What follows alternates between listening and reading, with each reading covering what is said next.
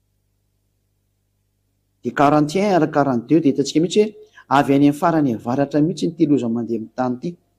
Jeremia 50 41 42. Indro misy firenena avy any avaratra dia firenena lehibe sy mpanjaka maro no mitsangana avy any amin'ny farany tany. Io le izy io tsy pika sy lefina no entiny, loza be sy tsy mamindra fo izy, ary ny feony de mirondrona toy ny ranomasina, sady mitaingy tsovaly izy, ary vohomana tahaka ny lehilahy ho ao amin'ny ady hamely anao ry Babilôna zanaka vavy. Ny Babilôna ny taranaka ratsy fana rehetrarehetra zao, ny ratsy saina rehetra amin'ity tany ity, Babilôna mpanao ratsy. Miomany ianao avy any amin'ny farany avaratra tena matsiravina be ozy zareo, tsy mamindra fo izy, ny feony zareo de ohatran'ny ranomasina mihitsy izy rehefa mandeha, no ny amaroany dikan'izany. Zany sary rehetrarehetra zany ao tsiketra zay miainy de tena manambara ny loza miatra amin'ity tany ity, fa avy any amin'ny farany avaratra ny loza amelin'ny tany. Ambarana antsika ny teny aza de hoentinao misaina fa ilay Andriamanitra ny teny hoe ambeny tahaka ny fiambina ondry ny Israelina, de nanao an'izay asa zay tokoa ny Amerikanina, ny Frantsay, ny Anglisy, ny Alemaina sy ny maro samihafa, niaro ny Israeliana tsy ho vonoin'ny Iran teo.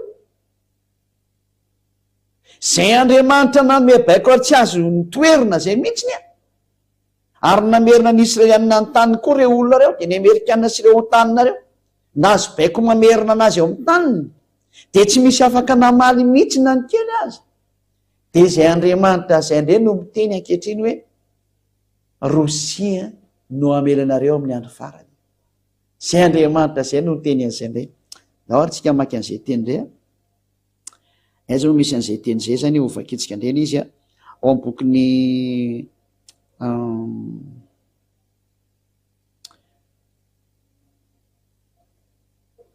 Ezekela toko 7:30 no vakitsika raha ampiaratananao zany. Ezekela toko 7:30 ary etsika dia hita fa hitarika ny firenena rehetra ny Rosianina ao anatin'izany ny Afrika.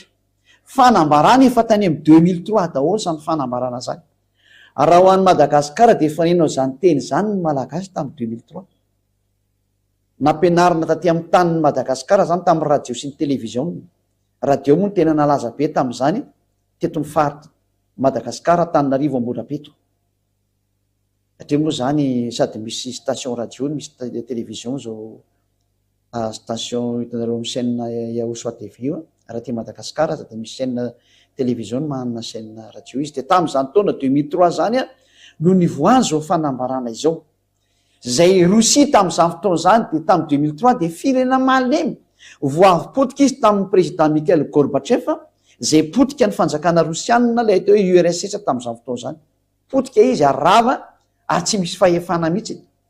Tamin'izany Rosianina malemy be zany mihitsy, ary lazaina mihitsy tena satria nipotehin'ny OTAN izy rava ny OTAN mihitsy ny zareo, ary zay na tonga ny problème hoe rehefa rava izy de trany de nataony zareo zay atongavan'ny Ukrainiana ho lasa OTAN fotsiny zao. Zay moa zany de politika ratsy nataony zareo mpanao politika fa de tsy mbola hidirantsika fa hidirantsika amin'ny manaraka. De ny zavatra nisy zany de raha tamin'izany fotoana nalemy be zany Rosia, tsy mba nisy ny eritreritra hoe Rosia zany ka tanjaka be ohatrany amin'izao tsika miteny zao. Valy teny omenana hoe ay koa zay Rosia matanjaka zany, riona teo mody maty. Takanao reny biby reny. Reny hitanao mody mipetraka, ohatran'ny liona, mody mipetraka io. Fa rehefa taitra ny lohany io, tonga de matiny ianao. Ohatr'izany io. Mody maty. Fa biby. Tsy azo sangina. Efa meko anao hoe tsy olona no ao. Hainao dikan'izay.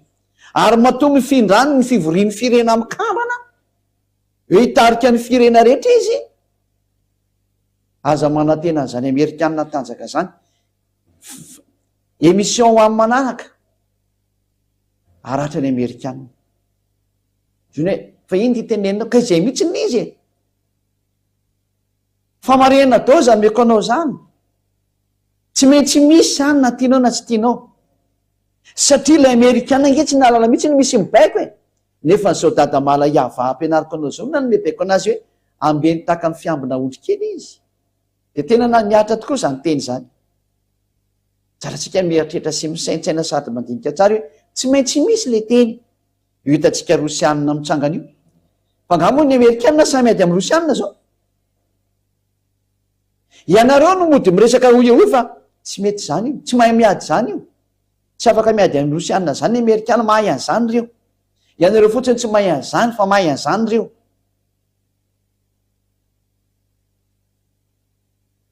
iny ny teny Ezekela 38 andininy voalohany amarana antsika anazy Ezekela 38 de samy mandinika tsara zay nampianariko anao teo hoe zavatra tsy honoina koa zany fa zavatra réel de raha tsika mahita mihitsy ny sara eny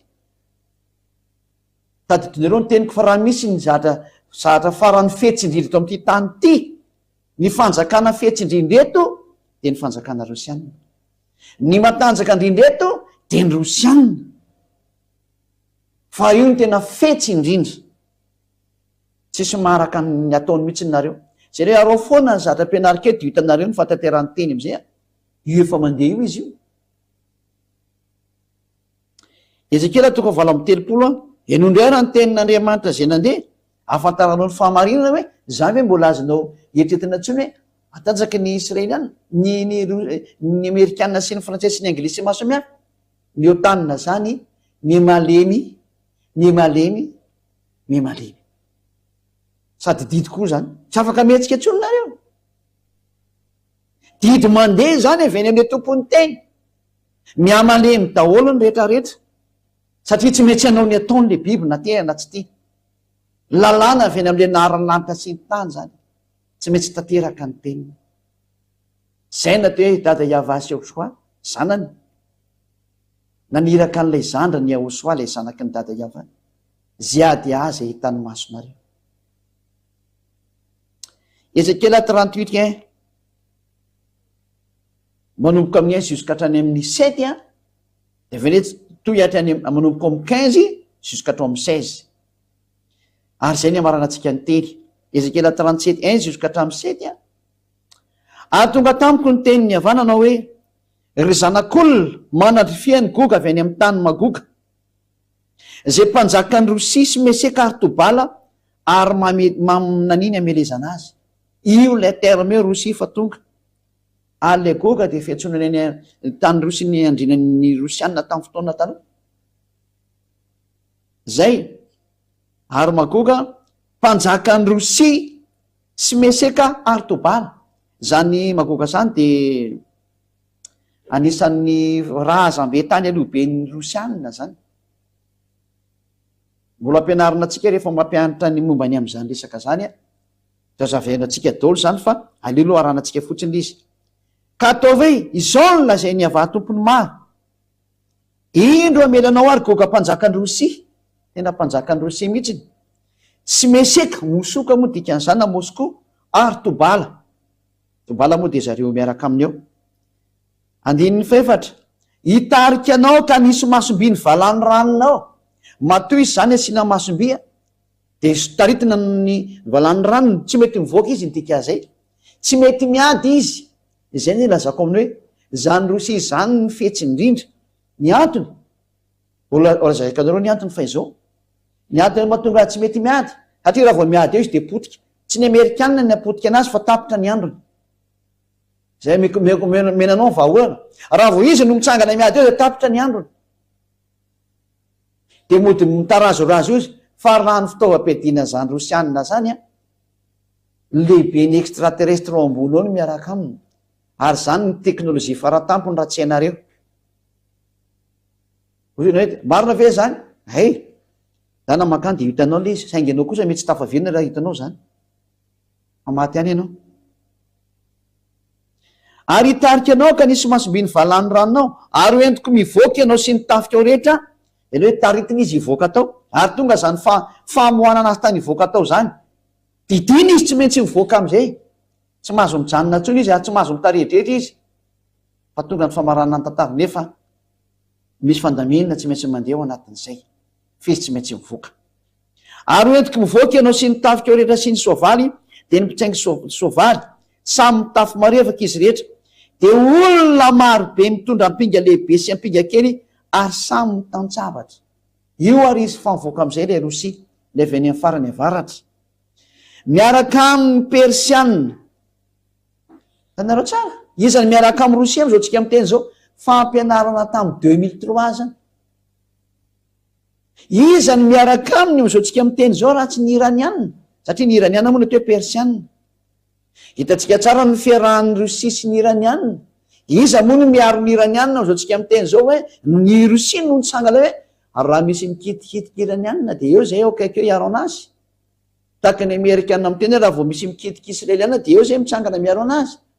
Mazava zany fa ifandonana ny deux superpuissance. Tsy afaka ady amin'ny Rosia zany ianao ry Amerikanina. Zay avy iteny hoe impossible aminao ny ianao an'izany. Satria ianao mihitsy nge ny lasa niaro ny israelianina e. Baiko ny Andriamanitra Yahva ino nataonao. Tsy afa-manoatra ianao fa izy ny tompony teny, izy ny tompony fahefana, tompony hery, tsisy afaka manohitra azy. Dia izy ihany koa no miteny hoe tsy maintsy ho avy Rosia hipetraka amin'ny toerana nametrahana azy, satria tsy maintsy hamely ny israelianina izy, voalahatra hamely ny israelianina izy. Tsy maintsy miala ianao dikan'izay. Tsy maintsy handady eo anatrehan'ny famarinana ny rehetrarehetra. Ny famarinana zay raha avy amin'ny Dada Yahva io tsy maintsy tanterahana, tsy maintsy tanteraka ny teniny. Miaraka amin'ny ary iranianina zay atao hoe Persianina, ny Etiopianina, hitantsika ny fiarahan'ny Sinoa sy ny Etiopianina. Ary hitantsika ny fiarahan'ny Etiopianina amin'ny Rosianina ao ambadika eo fa mivantana le izy ankehitriny miteny zao. Raha hitantsika ny fiarahan'ny Afrikanina rehetra miaraka amin'ny Rosianina tany amin'ny taona 2003 daholo ny tenenina zany hoe miekary ianao ry Afrika. Hiakatra zany Afrika zany. Ary nanomboka tamin'ny fiakarana izy moa, ny fiakaran'ny Barack Obama tao amin'ny fitondrana, no ny voany teny hoe miakary ianao ry Afrika. Ary mbola hiteny zay ady andro tsika miteny zao hoe aza gaga raha isongadina Afrique du Sud aoriana kely. Fotoana fotsy izy ny andrasanareo. Ary aza gaga ny mahita ny Afrikanina mihazakazaka manatona ny Rosia, satria baikon'Andriamanitra ny ilay izy. Efa tany amin'ny 2003 daholo no tenenina zany. Miaraka amin'ny Etiopianina, miaraka amin'ny Libianina. Tanao? Ny Etiopianina sy ny Libianina efa nisy atao hoe goavana mihitsy ny amin'ny fatin'ny Afrika ao zao tsika miteny zao.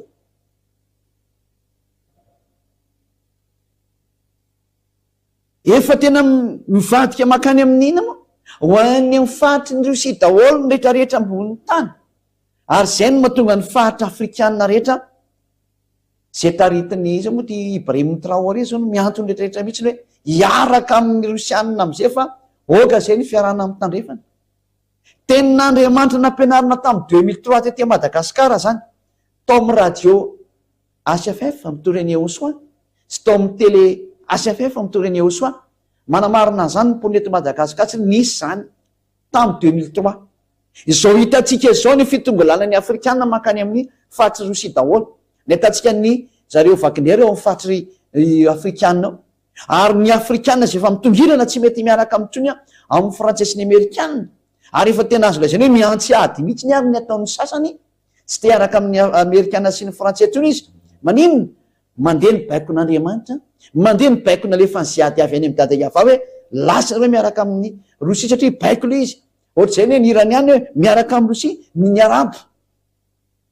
Jereo raha ohatra ka nisy ny resaka petrolina, ny tenin'ny Amerikanina mba hiara-miasa amin'ny resaka fanaovana amin'ny kona petrolina fa nilavy arabo. Tsy nety ny arabo fa niaraka tamin'ny Rosia foana izy, niarantsika nahita daholo zany vaovao zany. Dia laza ve nareo vo hoe diso ny teny nambaran'ny ambassadeur ny Swaziadia tany amin'ny 2003 zany. Maheno daholo zao tontolo zao.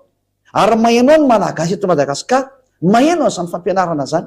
Nareo ny ampitan-dranomasina zao no maheno sy vomandria am'izao tsika miteny zao. Fa miatra ny teny.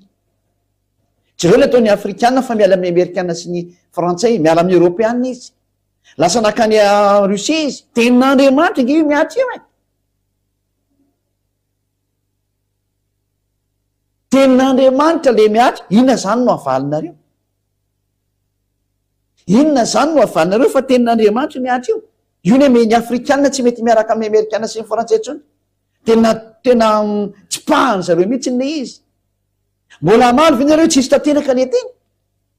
Dia tahaka an'izao fatanterahany teny zao ny ilazako aminy hoe tsy maintsy ho avy ny fatanterahany teny hiakatra Rosia, izy efa miakatra io. Tsy hijanona intsony, ary tsy afaka mijanona intsony izy, ary tsy mahazo mijanona intsony izy mandrapatanteraka ny teny rehetrarehetra. tsy misy memiady amin'izany nareo. Marana ny teny tanteraka ao amin'ny andininy fadimy ambin'ny folo ny vakitsika ty hitantsika teo ny miaraka taminazy ny afrikanina, miaraka taminazy ny iranianina ny reo arabo reo a, de vakitsika am'izay ny andininy fadimy ambin'ny folo ka hatramin'ny fahinina ambin'ny folo hamarana antsika ny teny entony mamatra izy hoe zareo avy any farany avaratra ny rosianina le farany avaratra. Ny andininy fadimy ambin'ny folo aza Ezekela 38:15 ka hatramin'ny 16 ary ho tonga avy any amin'ny fonenanao, avy any amin'ny farany avaratra ianao, tanao le farany avaratra zany Rosia. Raha mijery ny avaratra par rapport amin'ny Israel tsika de Rosia ny farany avaratra. Ary tena nitsindrina mihitsy nefa le tarikatra amin'ny andininy voalohany sy ny faharoa tao hoe Rosia, goga mpanjakan'ny Rosia. Tena mpanjakan'ny Rosia mihitsy ilay goga izay hamono an'izao tontolo zao. Mimany ianao ry Amerikana fa tsy maintsy milefy teo anatrehany. Mimany ianao ry Frantsay fa tsy maintsy milefy teo anatrehany. Ary tsy sinoa zany no afaka hibaiko ny Rosianina. Ny Rosianina raha no mibaiko ny sinoa. Raha mba fantatrinareo ny zava-doza ao anatin'ny firenena anankiray de tsy namaly nareo. Saingy nareo tsy mahalala ny zava-doza ao fa reo filopianareo mahay ny histoire ihany ny sasany. Fa le hoe voninahitra sy le hoe rehare de tsy amanao ninina de mody mizezizezy teny fa tsisy memiady aminy. Tsy misy memiady am'reo zany. Marina zany teny zany. Ho tonga avy any amin'ny fonenanao, avy any amin'ny farany avaratra ianao, mba amin'ny firenena maro miaraka aminao. Fa firenena maro le ny miaraka amin'ny Rosia. Aza mieritreritra reo fa tsy maro miaraka aminy. Mitongirana makany Rosia daholo zao toa rehefa tonga mibaiko mampandeha an'izany. Mandeha makany daholo nareo. Fa didin'ilay avo indrindra tompony teny tahaka n'izy ny teny hoe ambeny tahaka ny fiambina ondry kely ny Israelianina de ny ambina ny Amerikana sy ny OTAN. De zany koa ny teny hoe mandehana tanterao zao teny zao. Tsy maintsy mandeha manatanteraka ny teny rehetrarehetra satria efa misy koa moa mandeha raha teo fa vao mehy mafisina ny teny tanterao. Efa tamin'ny 2003 zany teny zany nandeha. Tonga zao ny 2024 mandeha ny fanatanterana ny teny tsy maintsy fiteny hatramin'ny farany zany fa didiny iayava.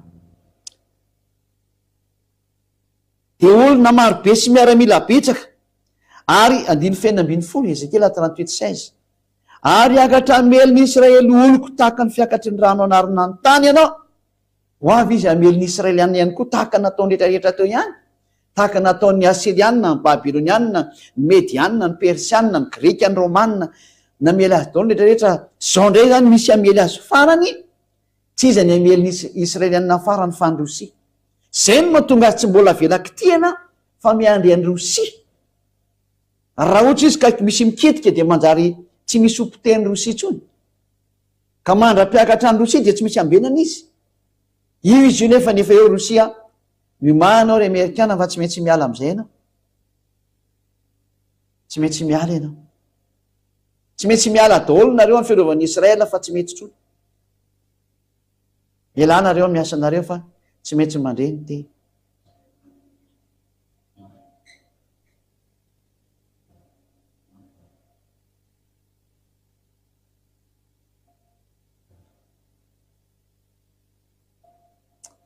Tozatsika vakitsika teny hiakatra ameliny Israely oloko tahaka ny fiakatry ny rano anarina ny tany ianao. Tsy maintsy ho avy zany ny famelezany zareo indray ny Israely ihany. Ohatran'ilay sary teo ihany. Ary rehefa miseho zany sary zany io izy manomboka manangona ny tany rehetrarehetra, mampiseho amin'ny mahabiby anazy izy, tsy te hafantatra an'izay rehetra mikitikitika anazy izy, fa teny ompiteny dao zay manamanelingelina anazy, de ny farany hameliny Israelianina am'izay zay ny farany. Roviana hono no tonga zany, de mamaly am'izay ny teny Andriamanitra ao farany hoe any amparany no tonga zany. Rehefa tonga ny farany zao efa iainantsika zao nefa ny farany tsy maintsy miala Israel tsy maintsy miala ny Amerikana na tena na tsy tiana de zao ny voalazany. Ary hoentiko amely ny taniko ianao mba hafantaran'ny firena rehetra rehefa miseho masiny io natreny aho ny amin'ny ataoko amin'ny origoka. Io Andriamanitra iava eo am'izay amin'ny alan'ny Ehosoa zanany zay mpanatanteraka ny teny, io ny amely anao origoka. Melo lalana an'izany Ehosoa zany ny zandriny ziady azy hitanareo maso.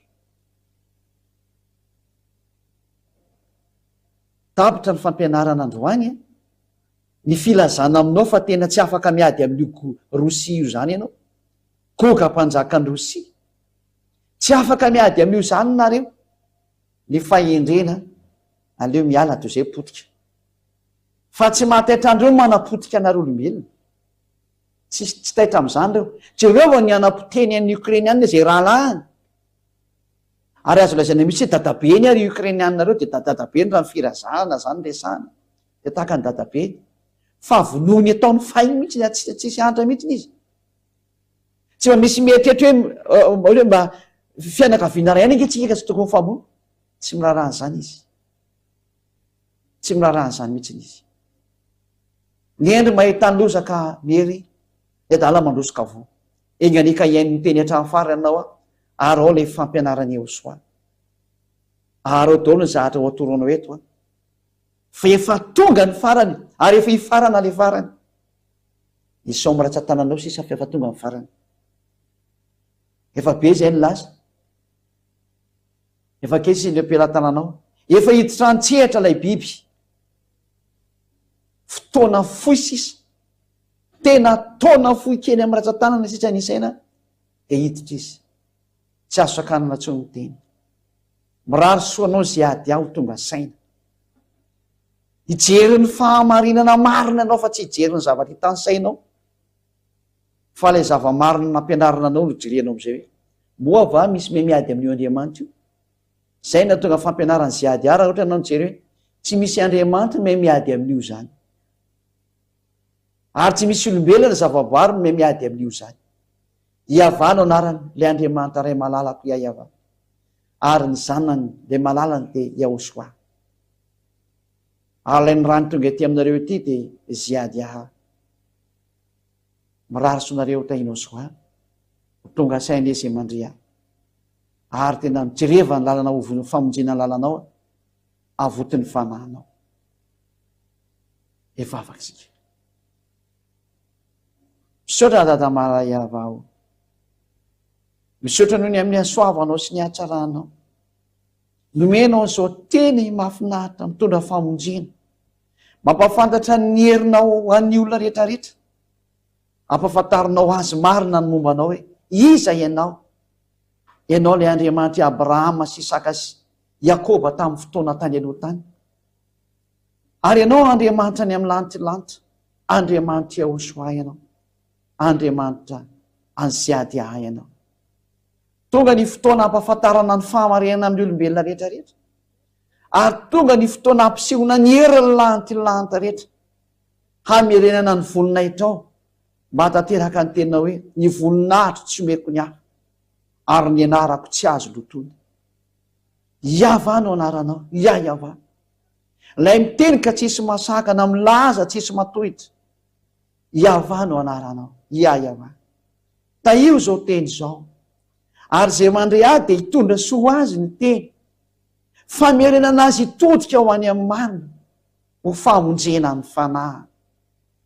Dada Iava malalo, voninahitra no mandrakizay, taio zany teny rehetra zany, mba tena hitondra soa sy fahasoavana ho an'izay miaina, famonjena ho an'ny fanahy tany, ho anao ny voninahitra mandrakizay. Amin'ny anaranao Iaosoa nanaovana izany vavaka rehetra izany. Halleluia, amen.